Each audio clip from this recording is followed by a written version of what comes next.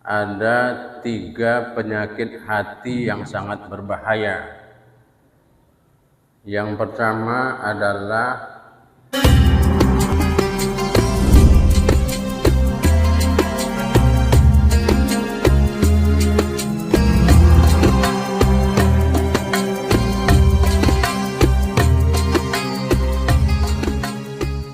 Assalamualaikum warahmatullahi wabarakatuh. Imam Al-Ghazali menjelaskan ada 3 penyakit hati yang sangat berbahaya. Yang pertama adalah sifat riya, yaitu memamerkan amal ibadahnya hanya mengharapkan pujian, sanjungan, perhargaan dari manusia.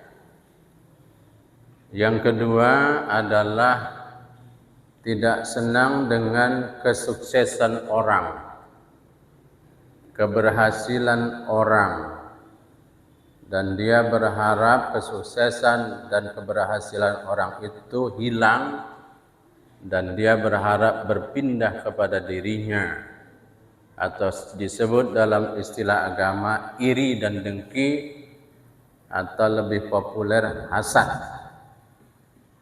Yang ketiga adalah orang yang mengagumi dirinya, merasa dirinya lebih baik, lebih pintar, lebih alim, lebih abid, yang disebut dengan sifat ujub.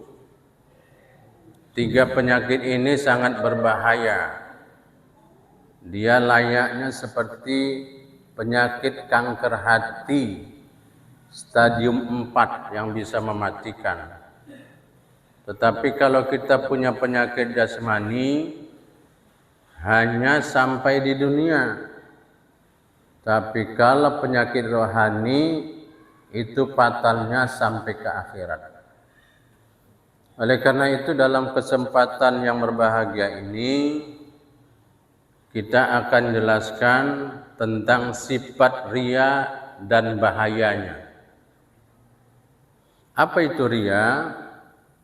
Riya itu adalah penyakit hati. Orang yang memamerkan amal ibadahnya dengan tujuan, dengan harapan mendapatkan pujian, sanjungan, penghargaan dari manusia, tidak dari Allah. Sifat riya ini sangat berbahaya, karena sifat riya ini dapat menghapus amal ibadah kita. Siapa saja bisa terkena penyakit riya, sampai terhadap orang mukmin yang saleh pun bisa terkena penyakit ini. Orang yang berilmu juga bisa kena penyakit ini. Orang yang berharta, orang yang punya kedudukan, orang yang punya jabatan bisa terkena penyakit riya ini. Bahkan para ulama menjelaskan bahwa penyakit riya ini sangat halus. Bahkan dia itu bisa samar-samar, sehingga seseorang itu tidak menyadari bahwa dia sudah dihinggapi penyakit riya. Saking halusnya lah penyakit riya ini. Oleh karena itu Sayyidina Ali radhiyallahu anhu pernah memberikan 3 ciri-ciri penyakit riya. Ciri ini artinya tanda-tanda. Ada 3 ciri-ciri penyakit riya. Yang pertama beliau mengatakan adalah malas beramal ketika sendirian. Kalau sendirian kurang bersemangat, enggak ada gairah dalam melakukan kebaikan, dalam melakukan amal kepada Allah Subhanahu wa taala. atau berbuat baik yang lain. Itu ciri pertama. Ciri yang kedua adalah giat beramal ketika berada di tengah-tengah orang ramai. Di tengah orang ramai, di tengah banyak orang, luar biasa semangatnya. Luar biasa rajinnya. Jadi yang pertama itu malas ketika sendirian, rajin ketika ramai, dan yang ketiga menambah amalannya ketika dipuji. Kalau sudah dipuji luar biasa ditambahnya amalannya, dan mengurangi amalannya ketika dicela. Tak dapat penghargaan, tak dapat pujian, ya, dari manusia, dia mengurangi amal, menurunkan semangat. 3 ciri-ciri ini harus dipahami oleh kita.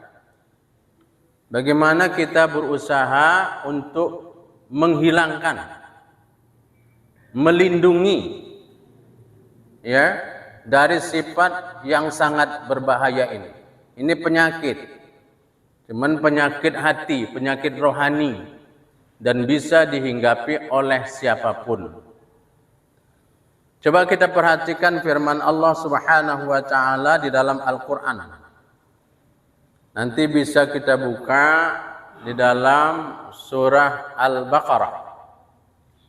Ya, juz 3, surah kedua ayat 264.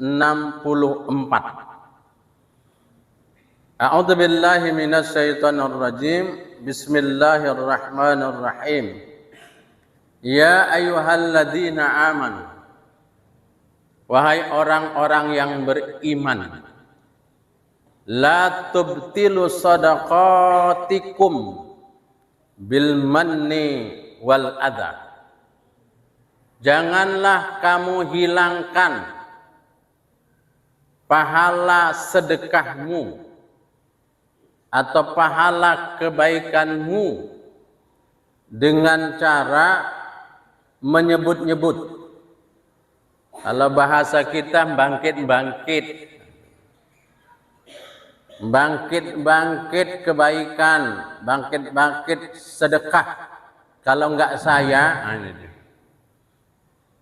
jadi orang yang suka bangkit-bangkit kebaikan dan sedekah dalam konteks ayat ini, ya, itu hilang pahalanya. Jangan sampai kita seperti itu. Yang kedua, kata Allah, jangan hilangkan pahala sedekahmu dengan menyakiti yang kita beri, si penerima. Karena ada sebagian kita ini, kalau sudah memberi, itu merasa di atas angin, sehingga mudah merendahkan orang yang diberi, orang yang dibantu, orang yang ditolong. Kadang-kadang mengeluarkan kata-kata yang tidak etis. Ya, perilaku seperti ini disebutkan Allah, kalladzi yunfiqu malahu ria'an nas. Seperti orang yang bersedekah, berinfak di jalan Allah dengan hartanya karena ingin mendapatkan pujian dari manusia. Jadi disamakan Allah seperti itu. Mereka ini, kata Allah, wala yu'minu billah wal yaumil akhir. Dan orang yang seperti itu enggak percaya sama Allah, enggak yakin dengan Allah, dan tak percaya dengan hari kiamat. Lalu Allah memberikan perumpamaan dalam ayat ini. Orang yang suka ria, perumpamaannya adalah dalam ayat berikutnya, pamasaluhu kamasalis safwanin alaihi turabun fa asabahu wabilum fatarakahu salda. Diumpamakan oleh Allah Subhanahu wa taala seperti batu putih. Safwan itu batu putih. Yang batu putih itu di atasnya ada tanah. Jadi di atas batu itu ada tanah dia. Dan tiba-tiba turun hujan yang lebat.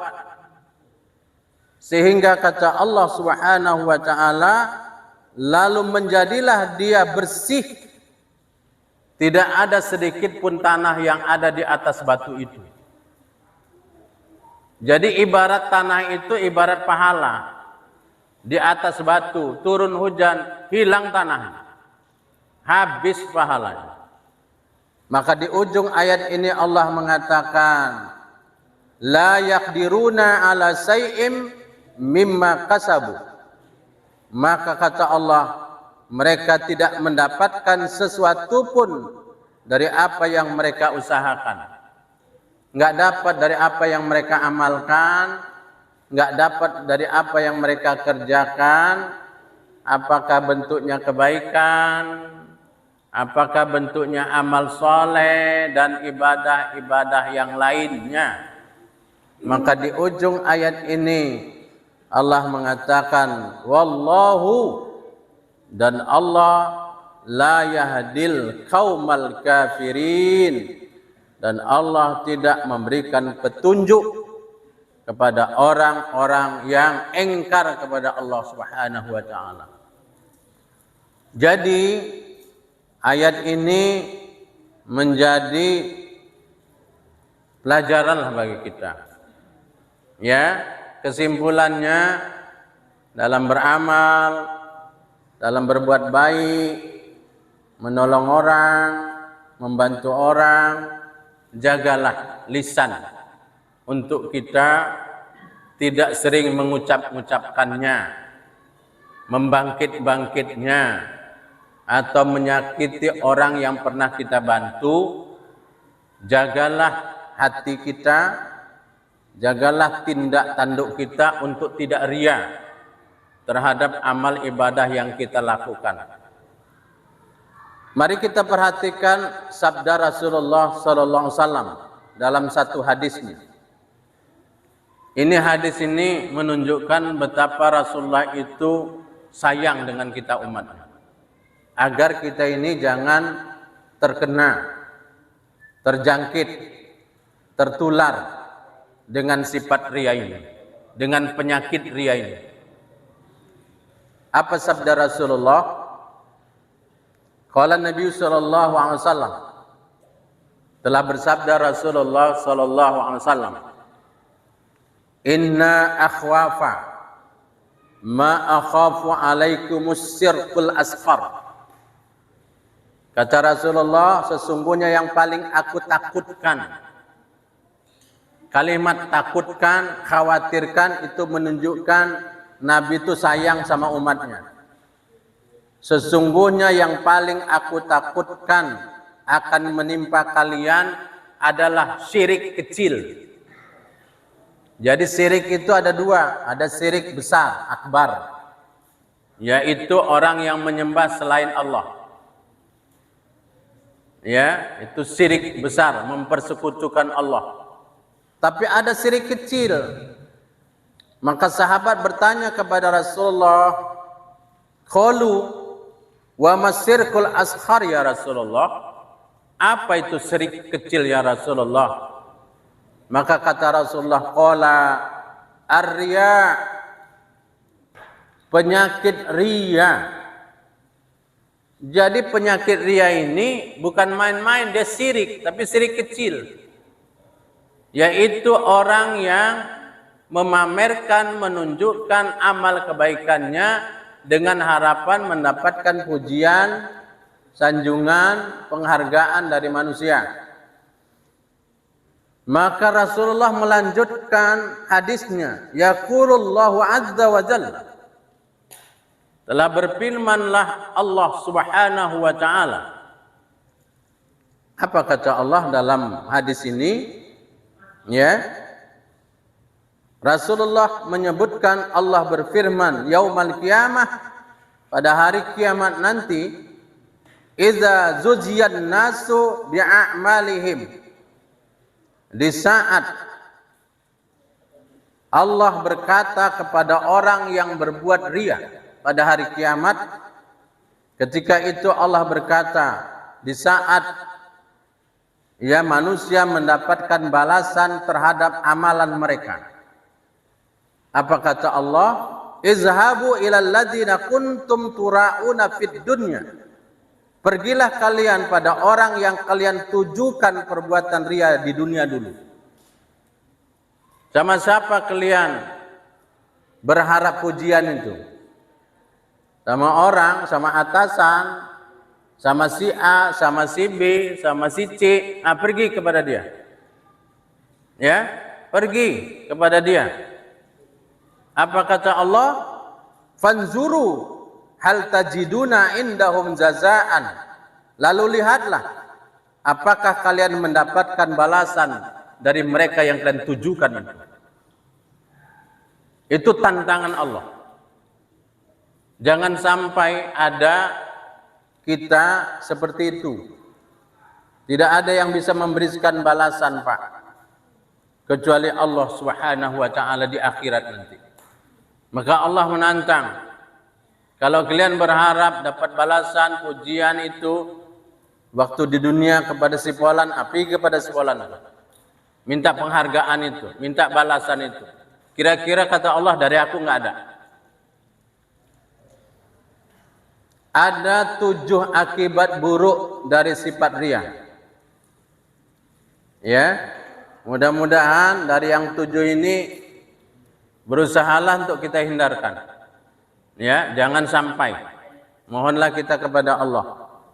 Yang pertama, orang yang memiliki sifat riya ini terhalang hidayah dari Allah.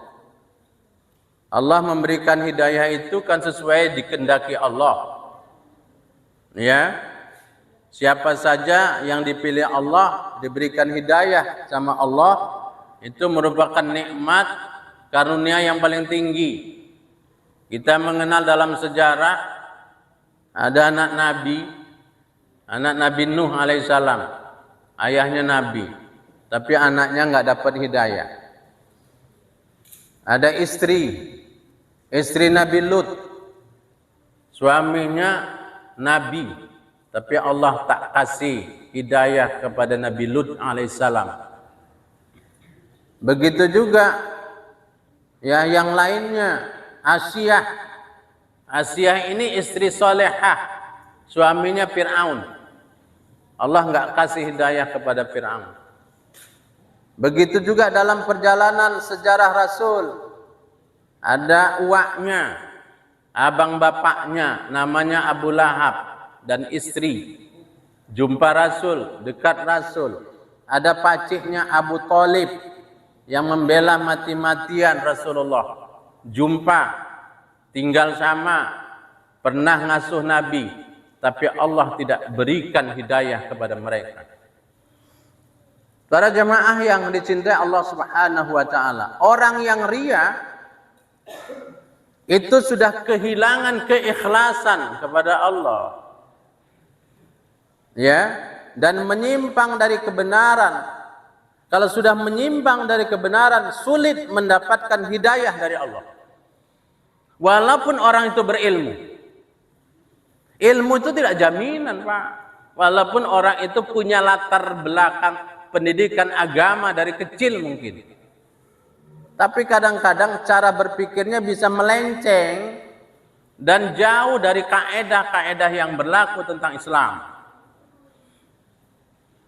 Ya, inilah kalau sudah muncul sifat riya, merasa keakuannya itu lebih hebat. Yang kedua, buruknya sifat riya ini adalah menghapus amalan yang baik yang telah dikerjakan, menghilangkan, menghapus ya pahala kebaikan apa saja. Coba kita perhatikan firman Allah Subhanahu wa taala di dalam Al-Qur'an, dalam surah Al-Baqarah ayat 262. A'udzu billahi minasyaitonir rajim. Bismillahirrahmanirrahim. alladzina yunfikuna amwalahum fi sabilillah. Orang-orang yang menginfakkan hartanya di jalan Allah, mensedekahkan hartanya di jalan Allah, artinya untuk kebaikan. Tsumma la yutbi'una ma anfaqu manna wala adha. Kemudian tidak mengiringi apa yang dia infakkan itu dengan menyebut-nyebutnya dan menyakiti perasaan si penerima. Enggak dibangkit-bangkitnya. Enggak disakitinya orang yang dikasih dan dia tidak sifat riya. Maka kata Allah, lahum ajruhum inda rabbihim, dan mereka memperoleh pahala di sisi Tuhan mereka. Wala khaufun alaihim, tidak ada rasa takut bagi mereka. Walahum yahzanun, enggak sedih mereka. Ada pujian, enggak ada pujian. Bahkan orang enggak terima kasih pun bukan itu tujuan dia, Pak. Bukan itu tujuan pujian, celaan sama dia sama. Karena tujuan dia lillahi ta'ala.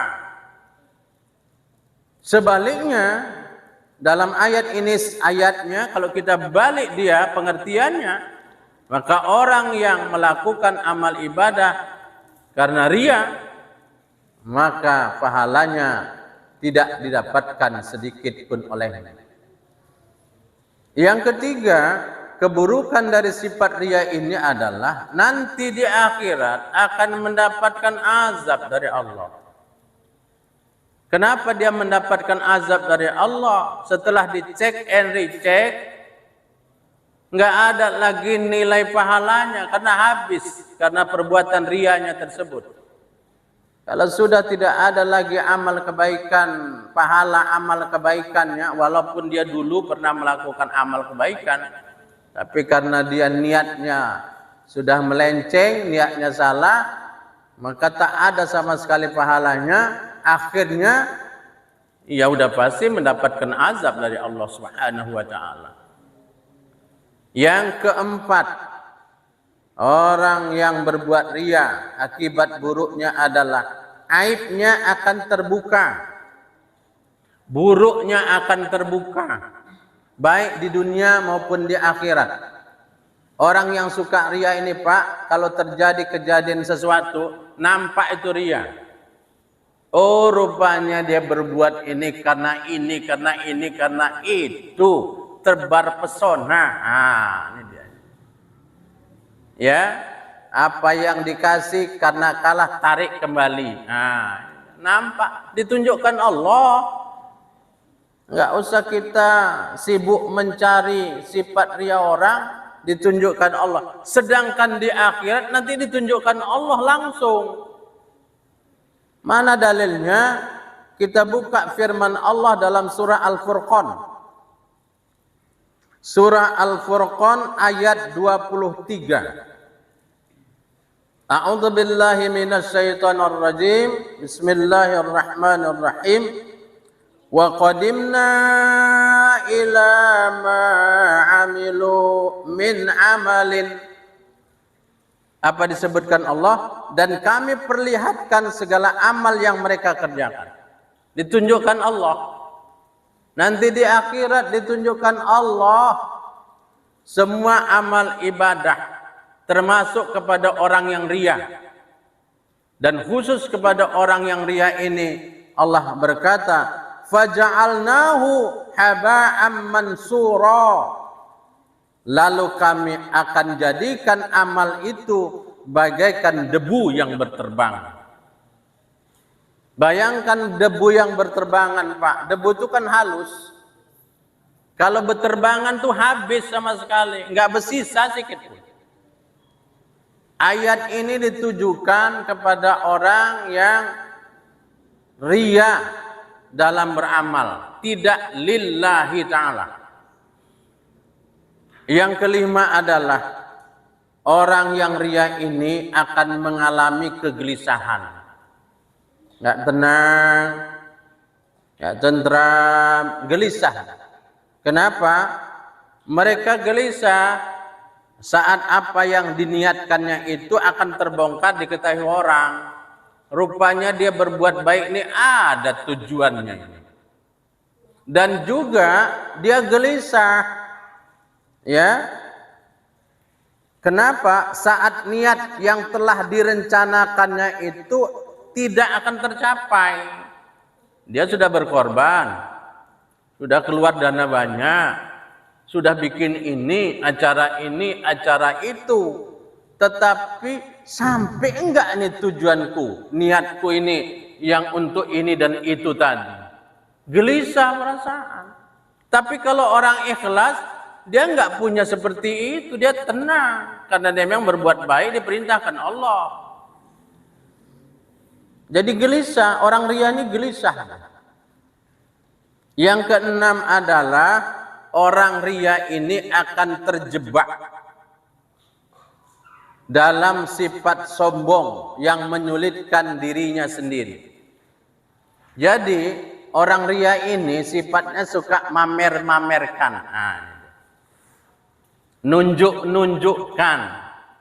Inilah hasil kami, inilah ya. Dalam hati dia punya tujuan. Kalau dia menunjukkan, mamerkan itu tak punya tujuan, melenceng di hati, tidak termasuk ria.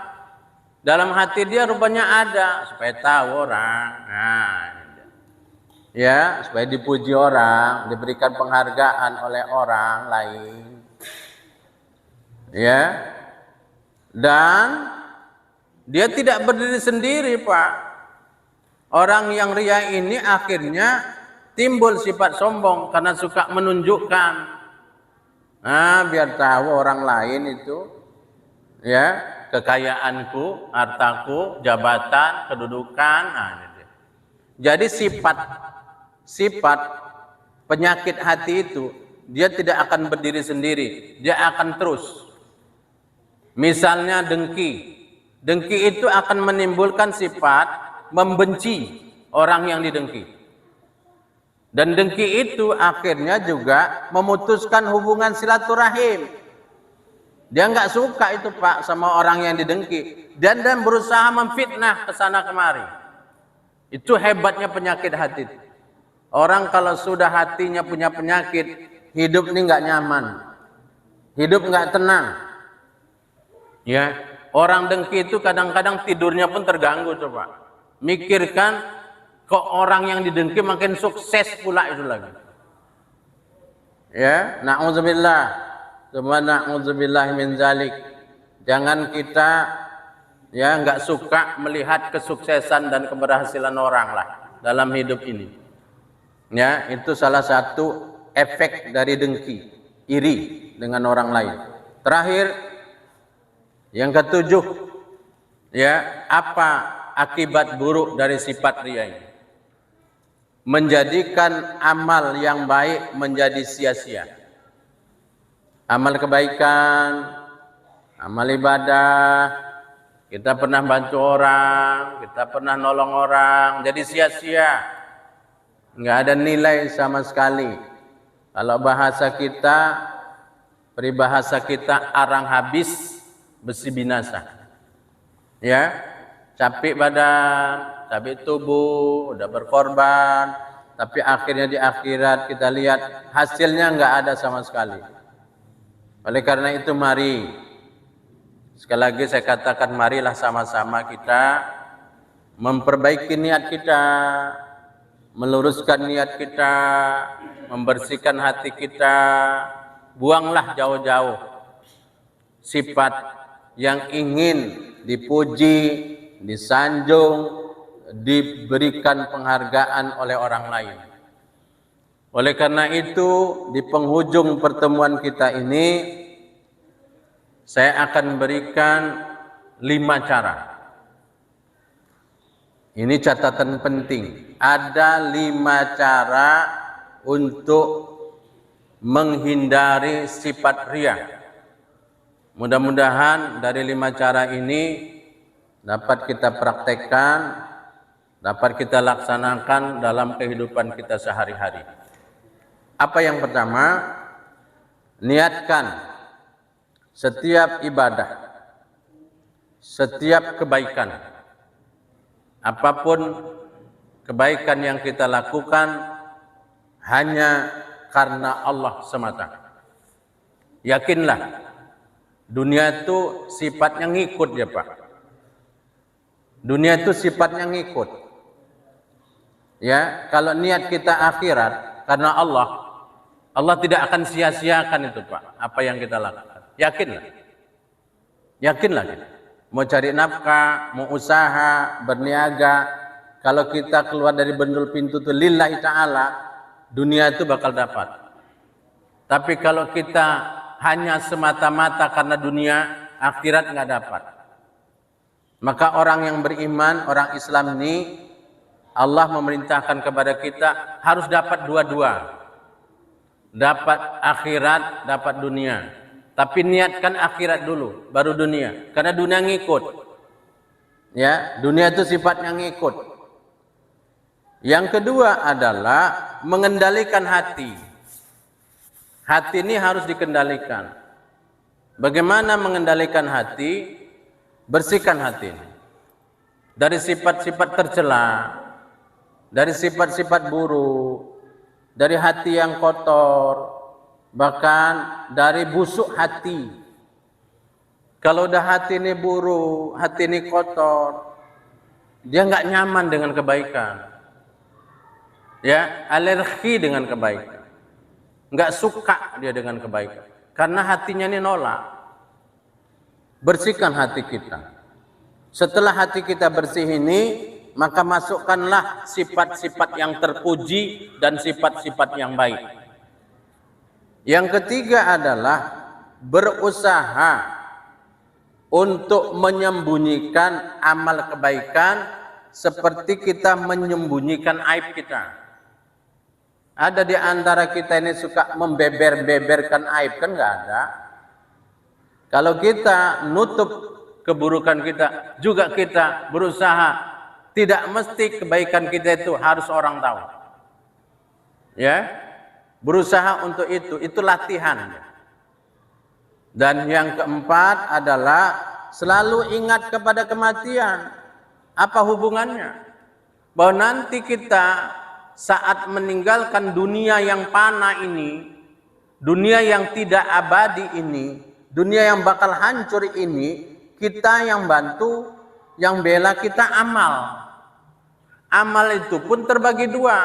Amal itu perbuatan, ibadah. Itu pun terbagi dua. Ada amalan ikhlas, ada amalan riya.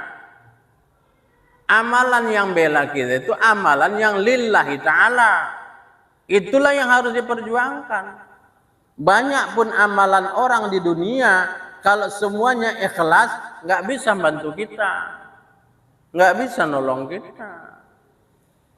Ya, yang terakhir, yang kelima adalah berdoa tentunya.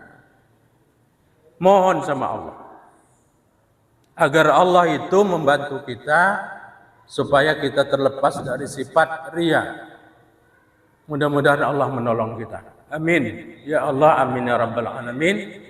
Billahi taufiq wal hidayah. Wassalamualaikum warahmatullahi wabarakatuh.